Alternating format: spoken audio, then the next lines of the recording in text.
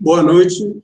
O nome do nosso Hangouts hoje é o fim do governo Trump e o Brasil.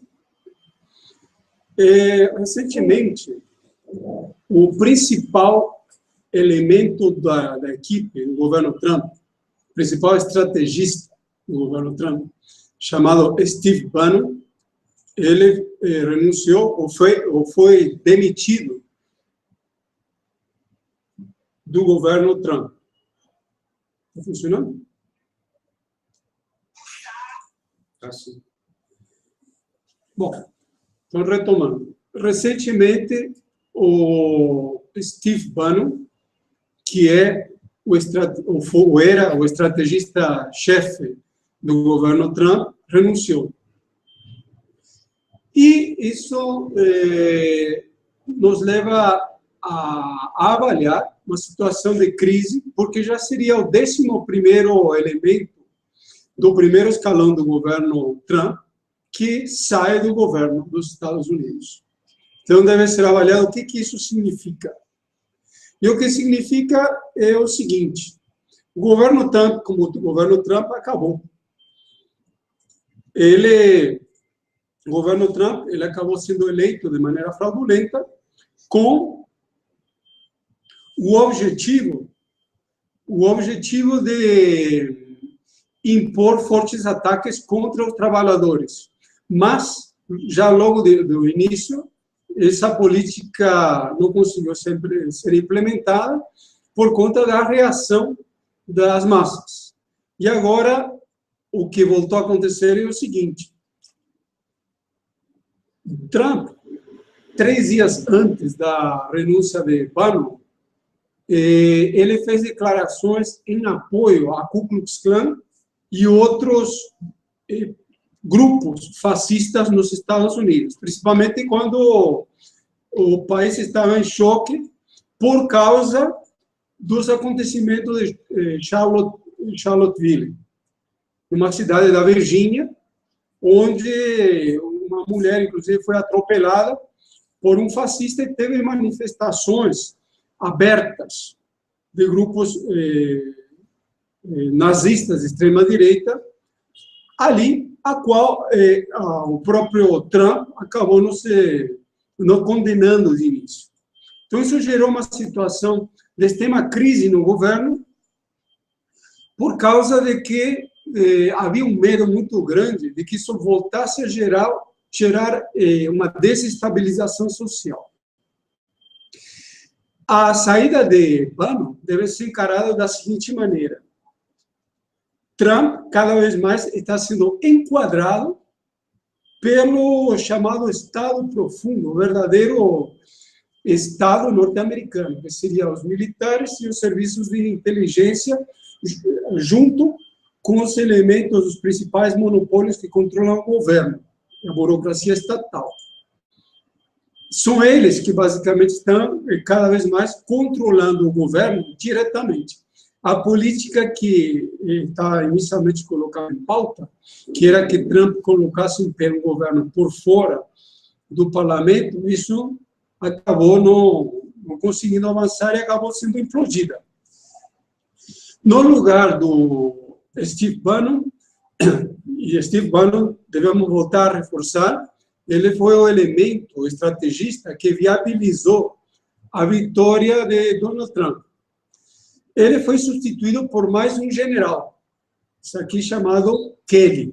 E quais eram as divergências entre o que seria a equipe clássica de Trump e o aparato burocrático do Estado norte-americano?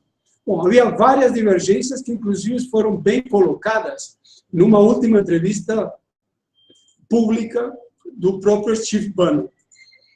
Por exemplo, havia divergências em relação à Coreia do Norte. Os elementos mais ligados à burocracia estatal, eles queriam uma política muito mais dura contra a Coreia do Norte. Já a equipe liderada por Bannon, portanto, por Trump, eles queriam ir com calma com a Coreia do Norte, principalmente em cima da crise que uma política mais agressiva poderia armar na região Ásia do Pacífico. Outra contradição é em relação à Rússia. O governo Trump queria ir mais devagar fazendo acordo com os russos. Já a burocracia estatal, ela queria ir com mais truculência contra a Rússia. Mesma coisa contra a China, só que é o inverso. O governo Trump queria ir duro contra os chineses, a burocracia estatal quer fazer acordos com os chineses. E assim sucessivamente. Então, havia vários problemas estratégicos em relação a como resolver a crise. E uma coisa muito importante é que se formou uma espécie de bloco, do qual também participa o Partido Democrata e uma parte do Partido Republicano, para aplicar uma política mais agressiva, mais militarista no mundo. Por que isso? Porque a crise econômica está se acentuando no mundo e é preciso uma saída de muito mais força. Mais do que deve ser avaliado em primeiro lugar, que a burguesia imperialista norte-americana está totalmente rachada. Não há unanimidade em como superar a crise, porque tudo que foi tentado aplicar até agora, tudo fracassou. Inclusive agora, o grande problema é como conter a queda da taxa de lucros. Como a gente já tem falado, a taxa de lucros ela tem caído 25% nos últimos 5 anos, e isso gera uma situação de alta desestabilização. Nesse sentido, a crise nos Estados Unidos, que impulsiona essa política errática em escala mundial, se reflete também em escala mundial. Se reflete, por exemplo, na relação com a China. Na China, a crise é bastante grande também. As taxas de crescimento ainda são altas, embora que falsificadas, estão em quase 7% ao ano, mas o grau de endividamento chinês é absurdo. Então, a economia está dando sérios sinais de que está se engasgando. Taxa de endividamento das empresas de 170% no PIB, ou 18 trilhões de dólares. Das empresas estatais, você tem um endividamento de quase 9 trilhões de dólares. Então, o governo vai ter que buscar mecanismos para evitar que essas empresas não quebrem, da mesma maneira que fez no ano passado em relação às províncias, que se encontravam extremamente atreladas à especulação com a construção civil, especulação imobiliária, e o governo chinês deu uma saída especulativa para isso por meio da criação de bônus, que seriam títulos públicos. A mesma situação se vê, por exemplo, em relação à atuação dos Estados Unidos no Oriente Médio. Bom, isso tem levado a uma atuação totalmente de crise, que pode ser visto, por exemplo, na visita de Trump à Arábia Saudita, né, negociando armas, depois estoura a crise entre a Arábia Saudita e o Catar, aí depois o próprio Trump tenta uma saída negociada, e assim sucessivamente. Produto dessa crise como um todo, são movimentações um tanto sui generis, como, por exemplo, a recente visita a Riad, que é a capital da Arábia Saudita, de Muqtada al-Sadr. Esse Muqtada al-Sadr é um clérigo xiita, que ele foi o líder principal das milícias xiitas que basicamente estavam derrotando o exército norte-americano em 2007. Por conta disso que o exército norte-americano saiu do Iraque. E agora, ele, que é um nacionalista iraquiano, foi fazer uma visita na Arábia Saudita, que é extremamente estranho. Tem um elemento que também reflete toda a complexidade da região, que ela está totalmente rachada. Você tem setores ligados ao Irã, setores mais nacionalistas, setores mais pró-ocidentais, mas toda uma situação extremamente convulsionada que os Estados Unidos não conseguem controlar, e esse setor da burocracia estatal que ele busca uma saída de muito mais força, principalmente no caso da Síria, colocando mais armamentos e mais soldados em pé ali, principalmente na parte do Kurdistão, e os Estados Unidos, essa burocracia estatal, está propondo o envio de um número maior de tropas no Afeganistão. O Afeganistão, nesse momento, é um fator de crise muito grande também, porque ali se concentra as contradições, principalmente entre Paquistão e Índia. Por trás do Paquistão tem a China e a Rússia, e por trás da Índia tem os Estados Unidos. E aí existe um fato muito importante, que é o seguinte: os Estados Unidos não conseguiram controlar até hoje o Talibã, em um país que é tão atrasado, ou mais atrasado que o Paraguai, que já denota uma crescente e grave fraqueza. O Talibã, nesse momento, controla pelo menos a metade do país.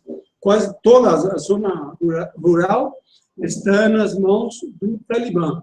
E nas mãos do governo do Afeganistão estão basicamente as cidades. Então, toda uma situação de alta crise no mundo como um todo. As contradições dos Estados Unidos com a Europa também têm aumentado muito, conforme nós já temos avaliado, principalmente com a Alemanha. E o grande ponto é como que essa crise política nos Estados Unidos, que tem por trás a crise econômica, ela se reflete no caso da América Latina e especificamente no caso do Brasil. O Brasil se encontra numa situação de quase que de limbo, poderíamos dizer. Depois das eleições premiadas da JBS, em maio desse ano, que tinha como objetivo varrer do mapa o regime político e colocar em pé um regime muito mais duro, tirando por completo todos os partidos, porque foram todos duramente denunciados, 28 partidos políticos, 1.828 políticos, 250 deputados. Isso não foi para a frente por conta de toda a crise que se armou no Brasil e por conta do enfraquecimento do próprio imperialismo nos Estados Unidos. Nesse sentido, o que nós poderíamos dizer nesse momento é que o Brasil se encontra à deriva. E se encontra à deriva com a alternativa PSDB, que até agora era a alternativa preferida do imperialismo norte-americano, praticamente em um limbo. O último programa que foi ao ar do PSDB justamente mostrou esse racha brutal que existe no próprio PSDB. No programa não apareceu nenhum figurão tucano, que já é muito estranho. Então, há uma luta interna muito grave, principalmente entre a ala ligada a Aécio Neves, né, que tenta se manter imbricado no governo Temer, porque um ponto muito importante aqui é que todos esses partidos, e em primeiro lugar o PSDB, perderam o financiamento das empresas. Então, a saída do governo retiraria uma fonte de financiamento importante. E a briga está se dando aí, principalmente com Tasso Gereissati, que ele propugna, nesse momento, a saída do governo. Tem por trás o apoio do próprio FHC, e de uma maneira contraditória, do governador de São Paulo, Geraldo Alckmin, e até do próprio Dória. Então, é toda uma situação extremamente convulsionada, em que o principal partido político brasileiro, mais ligado de peso, né, mas o mais ligado ao imperialismo norte-americano, se encontra em forte crise. Ele, em grande medida, também é muito blindado pelo Poder Judiciário, que é um outro problema que o imperialismo tem. Como fazer para colocar um judiciário mais pro-imperialista? E, nesse sentido, que nós temos um judiciário meio que também à deriva. A Lava Jato veio com muita força, como um instrumento, esse sim, um instrumento puro sangue do imperialismo, conseguiu avançar até um certo ponto, teve agora as novas delações que foram fechadas ontem, hoje, do doleiro Wilson Funaro, que com isso vai colocar, principalmente o PMDB, de novo, numa berlinda total. Mas nós temos uma situação também que não precisaríamos refletir, que é a situação do STF, a situação de Carmen Lúcia, a situação principalmente do Gilmar Mendes. As últimas ações do STF, por exemplo, estão demonstrando que o Estado brasileiro está se tornando, devido a essa fraqueza institucional, uma espécie de narcoestado. Para muitos isso poderia assombrar um pouco, mas não teria o que se assombrar. O Estado brasileiro está se tornando uma espécie de Estado mexicano, o Estado colombiano. Vide, por exemplo, que o STF fez com relação aos envolvidos naquele helicóptero cheio de cocaína. Ninguém foi preso. Está todo mundo livre. O que aconteceu nesses dias com a FENATRAN, aqueles figurões, principalmente o presidente da FENATRAN, que foi preso, que o Jacó Barata. O Gilmar Mendes mandou eles soltarem mais 4 ou 5 da cúpula. E que é uma máfia aquilo ali, ligado diretamente ao crime organizado.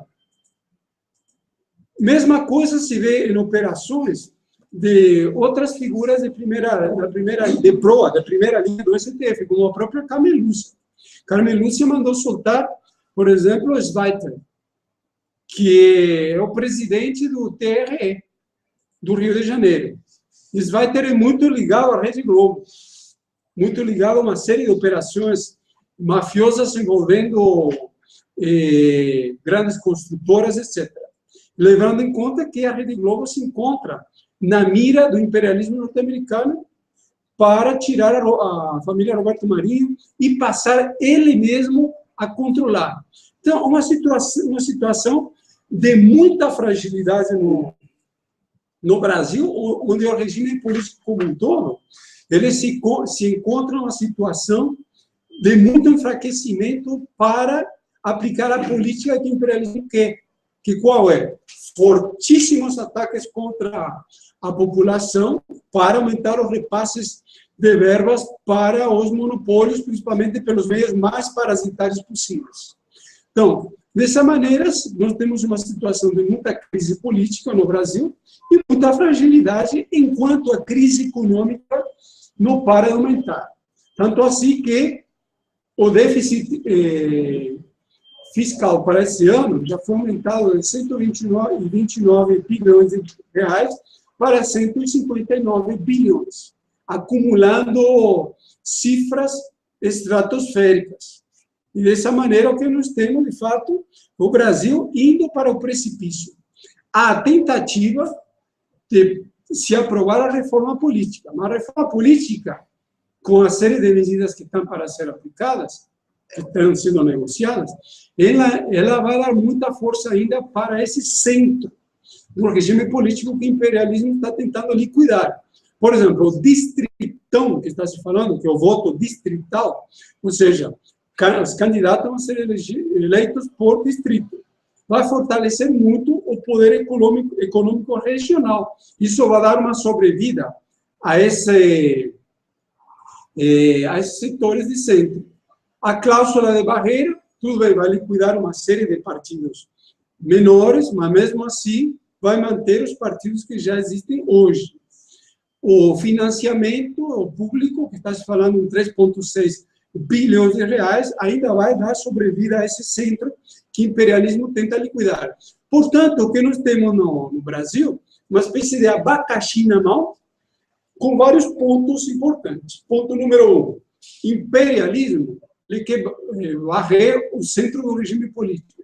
O centro do regime político não quer ser varrido, que é óbvio, né? Porque é uma luta de classes entre setores da burguesia.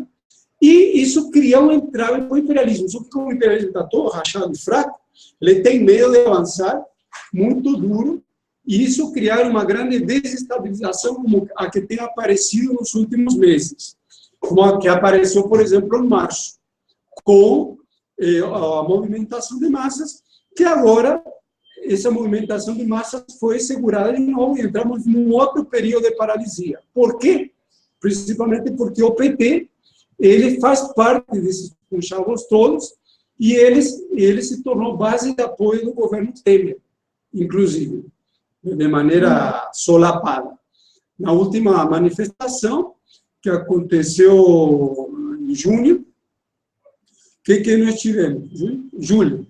O que nós tivemos? Que a palavra fora Temer saiu das ruas. Você não tem mais fora Temer. O que tem, de maneira mais ou menos disfarçada, é o Lula 2018. Mas é o Lula de 2018 meio que aguardo, porque os ataques contra Lula são muito grandes.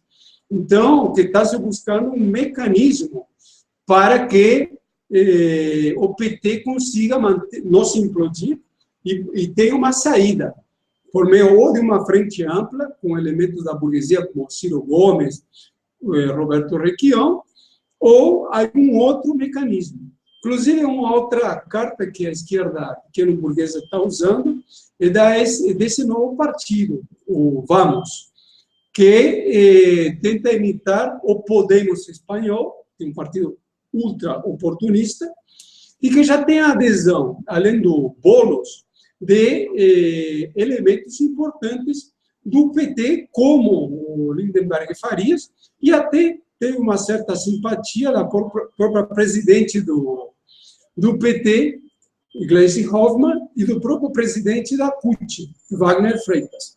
Ou seja, o que nós temos aqui? Uma situação em que o regime político está totalmente em frangalhos, totalmente dividido, mas o que deveria se dizer é o seguinte: isso aqui só pode ser uma situação transitória. O imperialismo norte-americano ele até pode conviver com um regime que não existe no Brasil, totalmente espatifado. Mas aí é um risco, uma aposta de risco que está fazendo. Porque os ataques continuam, mesmo que o Temer não consiga passar a reforma da Previdência por extrema fraqueza, os ataques que já passaram e os próximos que ainda virão vão continuar colocando combustão no caldeirão. E até onde isso vai se aguentar? Bom, ninguém sabe, mas em algum momento isso tende a implodir, principalmente em cima do aumento da crise capitalista mundial. E um governo muito fraco como esse, obviamente, tende a ser ultrapassado rapidamente, inclusive junto com toda essa esquerda integrada ao regime. Então, portanto, o que está colocado para o próximo período é avaliar para onde que isso tudo vai, aonde vai essa paralisia no Brasil e no mundo, para onde que vai essa situação do aumento das contradições interimperialistas e com as potências regionais, e principalmente para onde vai a crise capitalista mundial, que ela está atingindo um grau de contradição gigantesco. Então, com isso, vamos dar uma parada, vamos abrir para as perguntas e observações.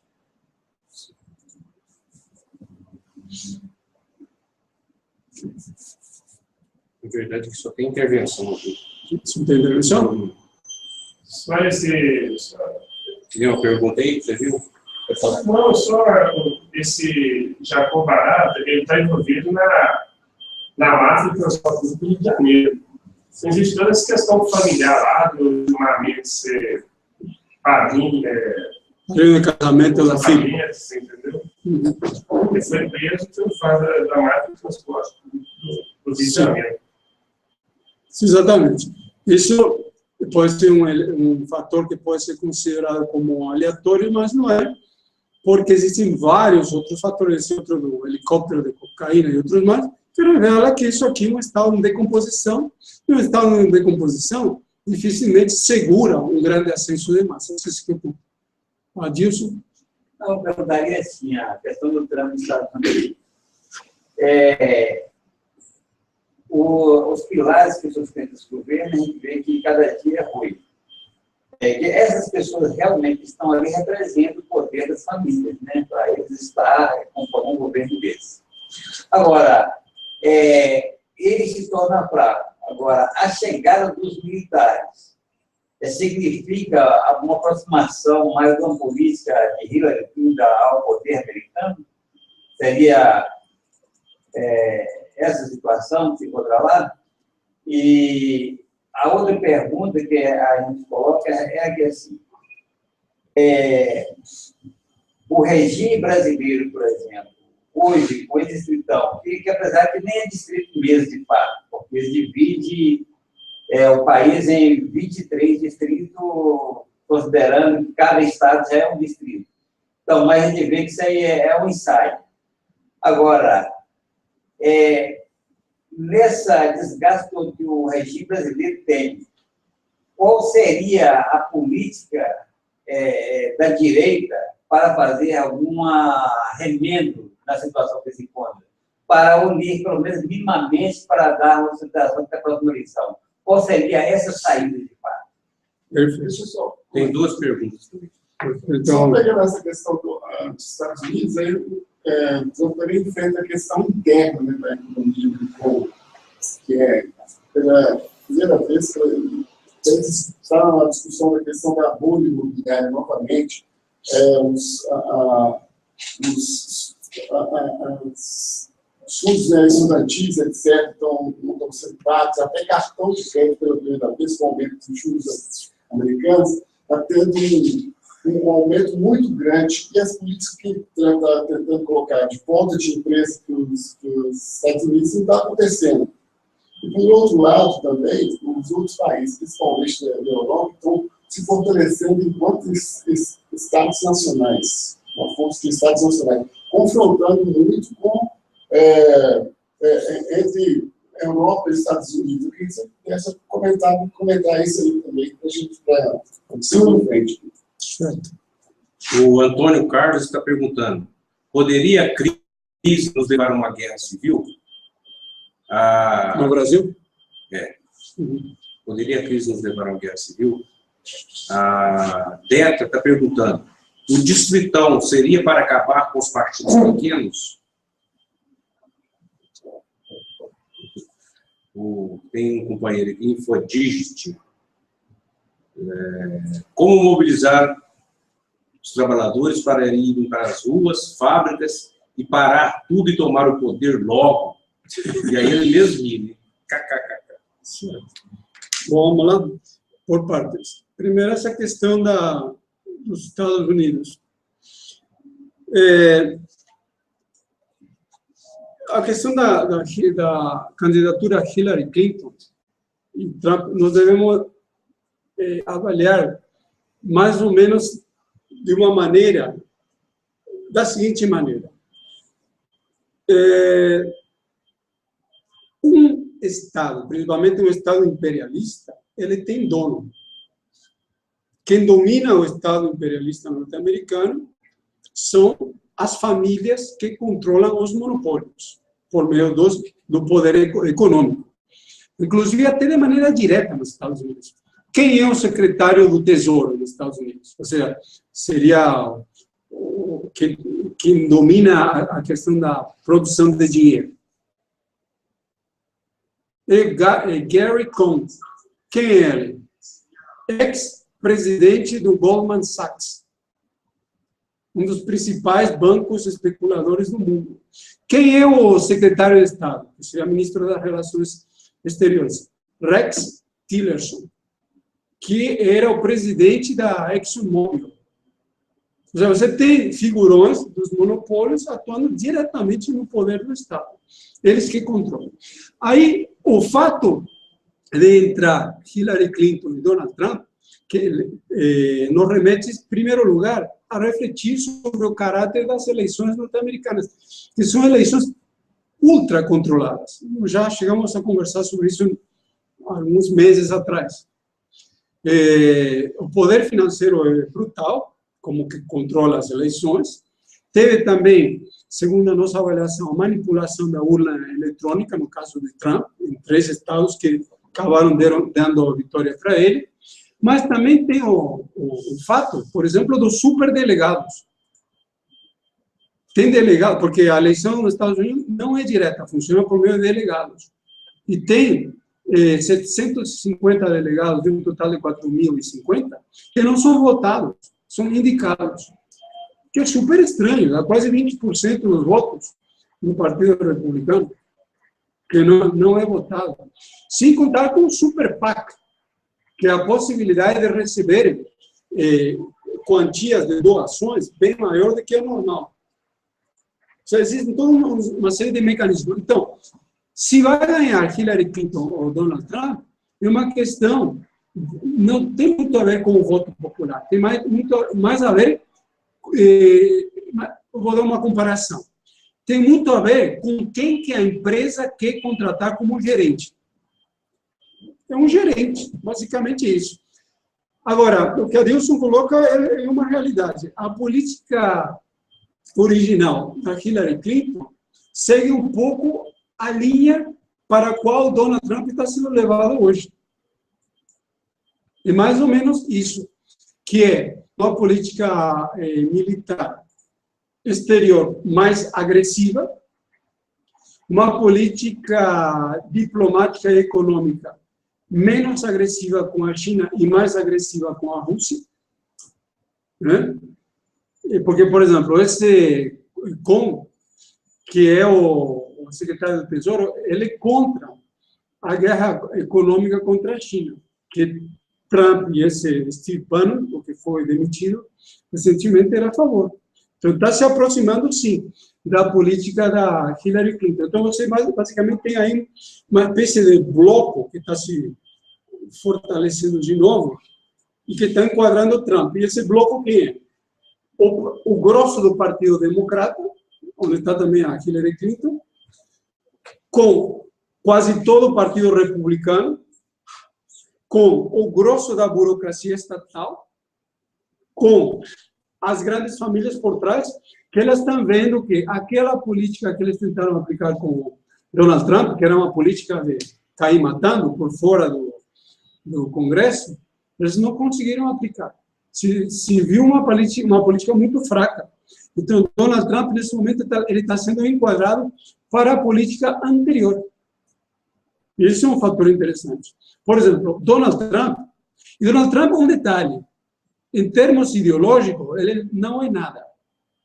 Ele é um empresário, um pragmático, que é, sim, um ideólogo, inclusive de ideias bastante fascistas, é esse cara que chega agora, Steve Bannon. E ele disse, nessa entrevista que eu falei, que ele deu antes de sair do governo, que a guerra contra a Coreia do Norte estava fora de cogitação, que era o que esse outro blocão quer, apertar mais a Coreia do Norte, podendo levar uma guerra. Steve Bannon acha isso um suicídio, né? Já ele quer a guerra comercial com a China, que esse outro blocão acha um suicídio. Outro blocão que é a guerra militar contra a Coreia do Norte. Então, realmente é isso, é a volta à política Clinton. Só que tem um problema. Como política, sim. Agora, como figura, o problema é que a Clinton já estava muito queimada, esse é o ponto. Eles podem dar um impeachment contra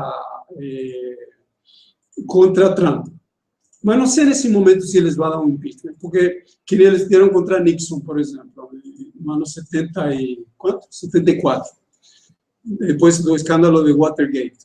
Agora, aqui o que está acontecendo é mais uma coisa quase que nem no Brasil. Um paralelo. Eles estão enquadrando o Donald Trump.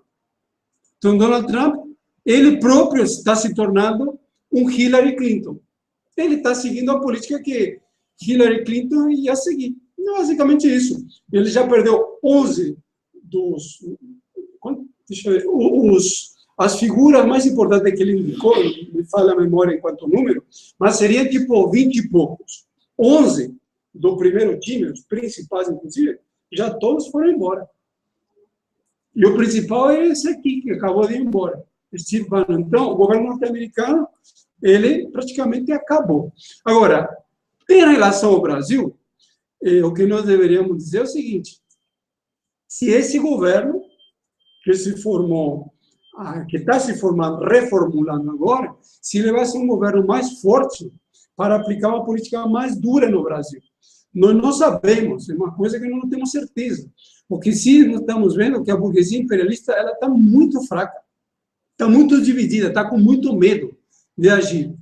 Porque ela sabe que se a economia está estando nesse grau de crise que ela está, numa movimentação errada que ela tem, ela explode o mundo.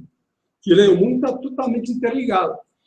Nesse sentido, essas movimentações, até em cima do que o Joel estava falando sobre a contradição com a Europa, que é um fato mesmo, está tendo muita contradição, principalmente com a Alemanha.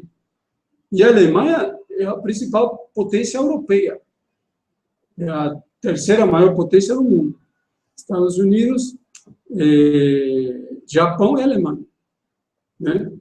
Potência imperialista. E já começou a ter contradições pesadas. Multas pesadas de um lado, multas pesadas do outro. Esse negócio aí do gasoduto com russos, Nord Stream 2, isso aí foi uma situação de muita crise. Porque os Estados Unidos estão querendo que os alemães não comprem gás dos russos, ou pelo menos não dupliquem a compra. Que comprem gás liquidefeito norte-americano, só que é muito mais caro. Tem um problema econômico que tem no meio. Então, essa contradição está aumentando bastante, isso precisa ser seguido muito de perto, dos Estados Unidos com os demais países. Agora, essa questão do gás, por exemplo, a Alemanha resolveria o problema dela, né? Teve a questão energética, até mesmo que ela estava em mão dessa energia atômica, partindo da energia eletrônica. Isso aí, por exemplo, uma crise energética, por exemplo, ela estaria solucionando todos os problemas. Tem um problema que vai além da questão energética, que aí é onde está o problema grave. Desde Pedro o Grande, que foi um czar da Rússia, que ele deu a primeira... Porque a Rússia é um país feudal. Quando entra Pedro o Grande, por volta do ano 1700, ele é que começa uma série de importantes reformas, que depois elas vão ser levadas para frente por Catarina Grande, e depois no século XIX por outros. Esses dois no século XVIII. O que acontece? Esse czar, ele já buscava a aproximação em uma aliança com a Europa, né? Com a Prússia, por exemplo, com a França, que depois isso vai ser quebrado com Napoleão. Mas o que acontece? Agora tem a mesma jogada. A Alemanha, que tem uma série de contradições com a Rússia, ela está se aproximando com a Rússia. Os Estados Unidos está querendo implodir esse negócio, porque a Rússia faz parte, e aqui muito importante, faz parte da aliança com a China, em cima desse novo caminho da seda, mas tem uma coisa muito importante. A Rússia e a China, não que eles eram amiguinhos, eles tinham um monte de contradições. Só que quando o imperialismo entra numa crise fenomenal em 2008, e tinha menos dinheiro para fazer negócio com a Rússia e com a China, o que acontece? Os russos e os chineses deixam de lado uma série de contradições e fortalecem a aliança. Então, esse é um ponto muito importante. E agora, eles estão, de maneira contraditória, mas estão atraindo a Rússia. E os Estados Unidos não podem permitir isso, porque poderia criar uma potência muito grande nessa aliança que pudesse colocar em xeque a sua própria liderança mundial. Tem toda essa situação de crise, levando em conta que o imperialismo é cobra comendo cobra, e ninguém tem uma saída mágica para sair da crise, porque não existe. O capital ele é regido por leis, e essas leis fazem com que a situação funcione mais no piloto automático do que por grandes mentes brilhantes. As grandes mentes brilhantes têm, obviamente, um certo percentual de influência, mas é mínimo, comparado ao grosso de como a economia e as contradições funcionam. Porque, por exemplo, por que os Estados Unidos não fazem negócios com a Rússia e mantêm a Rússia controlada? Porque não tem dinheiro, simplesmente. Por que os Estados Unidos impõem uma série de coisas contra a Alemanha? Porque é a questão de salvar os lucros que estão em queda livre. Basicamente, o problema está por aí. E o problema do Brasil, especificamente, é que o Brasil está numa situação de brutal crise econômica, porque com a América Latina, os Estados Unidos podem se dar o luxo de apertar muito mais, porque aqui não tem quase que concorrência, ele que domina praticamente sozinho na América Latina. E aí, o que nós temos no caso do Brasil, por exemplo, são essas loucuras, como, por exemplo, um país que está à deriva, nesse momento, um país totalmente em crise, e à deriva mesmo, não tem estabilidade mais para nada. Isso deve ser levado em conta. O governo Temer é um governo, não que de crise, de ultra-crise. E todos os agrupamentos que ele tem por trás, todos cheios de contradições, é toda uma aliança totalmente acochambrada, remendada e total crise. Quem está por trás do Temer? Por exemplo, o PSDB, que está rachado em 5 pedaços. E desses 5 pedaços, você tem 2 principais. Um que quer ficar no governo e outro que quer sair. Então... 2021. É? 2021, a divisão lá dentro. 2021, imagina. Que é um negócio de louco. Aí você vê, até o PT, ele não está querendo que o Temer saia. Que é super estranho, mas é isso. Porque, claro, se o Temer sair, os canhões vão contra o próprio PT. Mas o PT também está rachado. Caso Lindenberg, caso esse partido novo aí, o Vamos.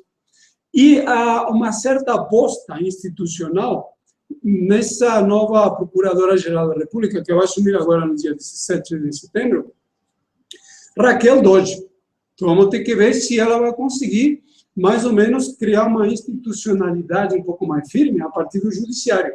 Porque o judiciário está, que eu coloquei anteriormente, ele está totalmente rachado, e ele está servindo de pilar de um Estado ligado ao narcotráfico, basicamente é isso. Então, uma situação de crise institucional brutal. Sobre o ponto... Crise, guerra civil, mobilizar os trabalhadores. Distritão também, 2 pessoas estão perguntando sobre a questão do voto distritão, se é para destruir os partidos pequenos. Não, distritão também é isso, destruir os partidos pequenos, tudo bem, mas esse não é o problema principal. O problema principal é o seguinte: você tem um centro do regime político, que são aqueles partidos que eles atuam no Brasil à luz do regime que foi colocado em pé com a Constituição de 88, principalmente PMDB, PSDB, PSD, DEM, PP, PT e outros. E eles todos foram colocados contra as paredes com as delações da JBS e outro monte de delações.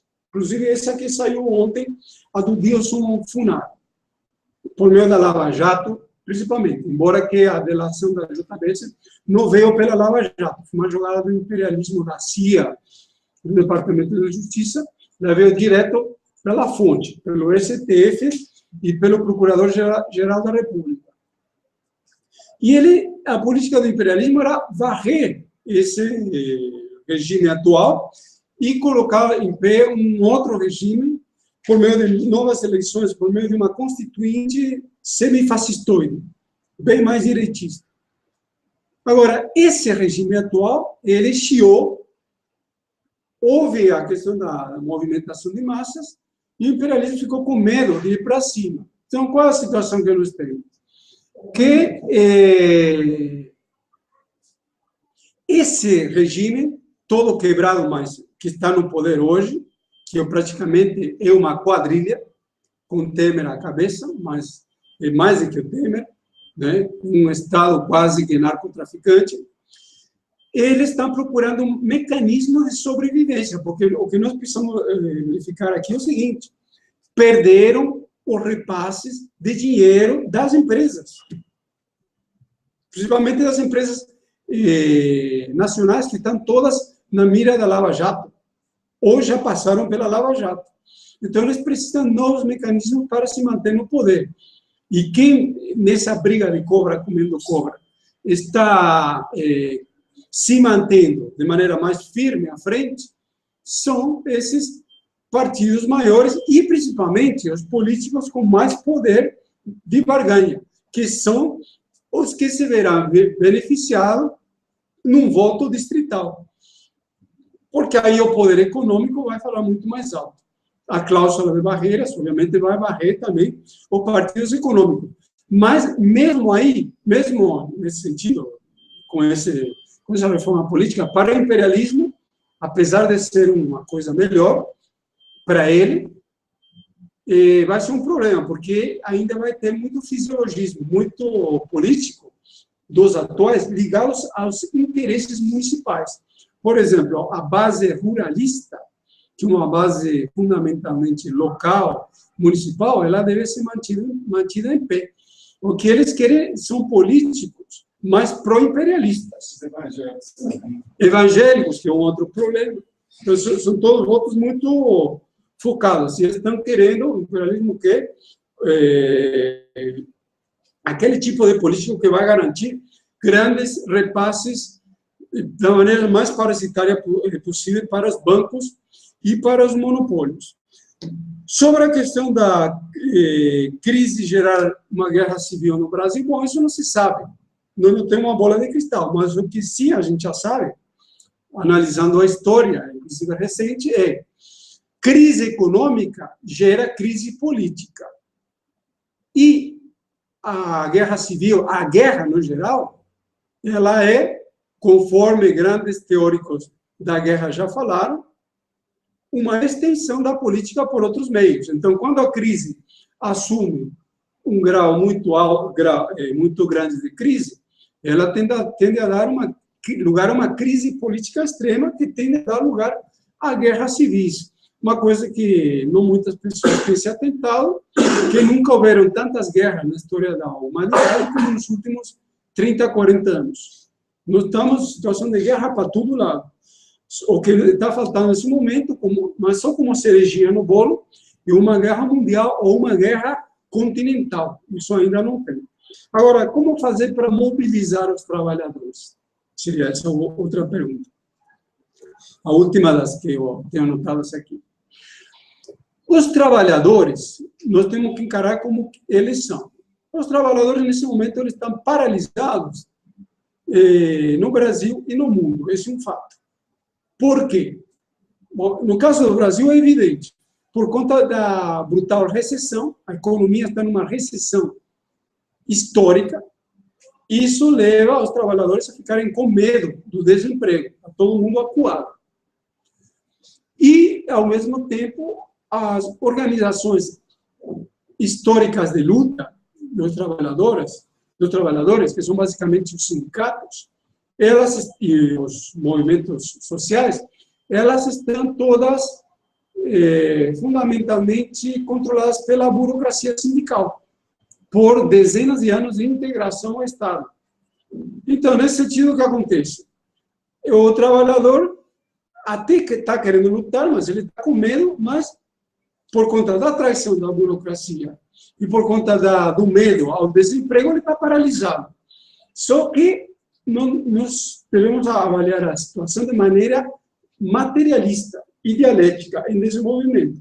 A panela de pressão, ela está cada vez mais ficando com maior pressão.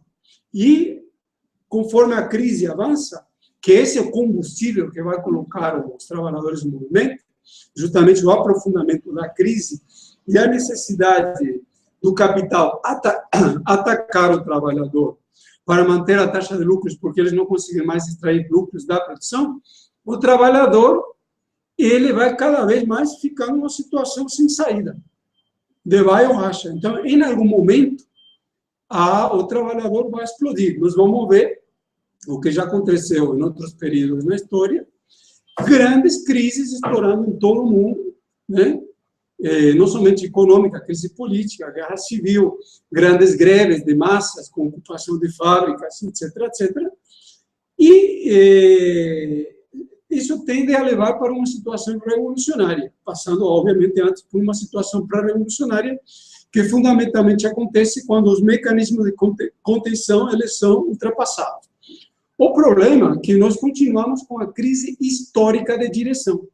Como não existem partidos operários revolucionários, deverão ser movimentos espontâneos. E aí isso acarreta um problema, que é a possibilidade de que o movimento revolucionário seja quebrado por meio de uma contra-revolução fascista, ditaduras militares, etc. Como nós vimos acontecer, por exemplo, rapidamente, nas chamadas revoluções da Primavera Árabe. Por exemplo, com o conhecimento que a gente tem, nós sabemos que o caso da Síria, por exemplo, teve grandes manifestações de massas durante 1 mês e meio, onde o governo matou centenas de pessoas, o governo de Al-Assad, e rapidamente ele passou a fazer várias concessões. Ele emitiu 100 decretos fazendo reformas. Só que acontece, quando ele tentou reagir para controlar o movimento de massa por meio de concessões, o país já tinha sido infiltrado por meio dos órgãos de inteligência e mercenários de um monte de potências estrangeiras. Então, o que nós temos essa possibilidade, outras possibilidades, e nós temos que ver, inclusive, como que a situação vai se desenvolver em escala mundial. Por exemplo, nós falamos na Coreia do Norte. Coreia do Norte pode ser um estopim, que nem nas revoluções árabes foi aquele vendedor de laranja na Tunísia. Então, digamos, uma faísca em algum lugar pode dar lugar a uma grande crise na escala mundial. Esse é um fenômeno que a esquerda como um todo tem extremas dificuldades. Esquerda oportunista, me refiro. Tem extremas oportunidades e dificuldades em entender, porque é uma esquerda atrelada ao regime, integrada ao regime. A esquerda revolucionária, obviamente, que ela avalia a situação de maneira dialética, ela entende que a crise leva a esses fenômenos que nós estamos avaliando e leva à revolução, que, obviamente, como se trata de uma luta, também pode levar à contra-revolução durante um período. Isso não se sabe, nós vamos ter que ver como que as forças que entrarem em campo vão se comportar. Só tem uma pergunta aqui, que dois já fizeram. Se o Brasil não vai caminhar numa situação caótica como caminhou a Síria, de grande convulsão e depois não ficar sem uma certa saída? Pode ser. Eu acho mais difícil que isso aconteça no Brasil, porque a Síria é um país relativamente pequeno e ele é um país que ele está muito dividido entre grupos, até poderia ser chamado de nacionalidades, que elas têm uma certa aparência religiosa. Então, ela tem os alauítas, que são uma ramificação dos xiitas, tem os sunitas, tem drusos, tem cristãos, etc. Então, ali se acabou tornando uma guerra faccional, onde você tinha uma forte penetração de potências estrangeiras, principalmente potências regionais, atuando ali. Já no caso do Brasil é diferente, porque o Brasil é um país continental, e na América Latina, que faz parte do quintal traseiro dos Estados Unidos, e uma guerra civil no Brasil, inevitavelmente, tende a movimentar a classe operária. A classe operária brasileira é muito grande, tem dezenas de milhões de trabalhadores. A última vez que ela se movimentou em larga escala, que foi final dos 70 e anos 80, ela levou o país à beira de uma situação pré-revolucionária, né?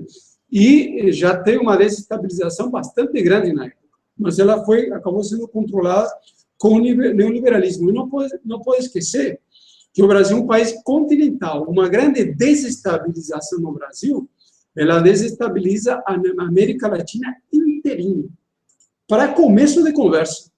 Por isso que o imperialismo norte-americano tem muito medo das mexidas que ele vai dar no Brasil. Até tem medo com as mexidas que vai dar na Venezuela, por exemplo. Venezuela é um país secundário, mas uma boa parte da população está armada, e uma grande crise na Venezuela poderia, obviamente, também respingar sobre o Brasil. Alejandro, nós tivemos agora o aumento na preço da gasolina, teve um grande aumento agora teve mais um pequeno aumento, as de ontem.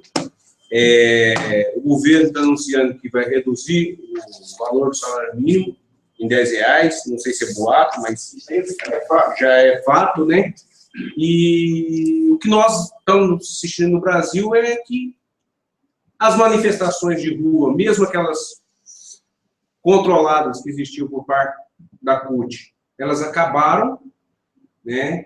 O que está acontecendo no Brasil em que os trabalhadores estão paralisados, né? Teve uma reforma trabalhista em que a maioria dos trabalhadores não sabem, de fato, o que está acontecendo, a não ser aquilo que eles estão ouvindo pela Rede Globo, né? É um ataque brutal aos direitos dos trabalhadores e, de fato, não está havendo um movimento, não está havendo um ascenso dos trabalhadores no sentido de combater esses ataques brutais que estão acontecendo.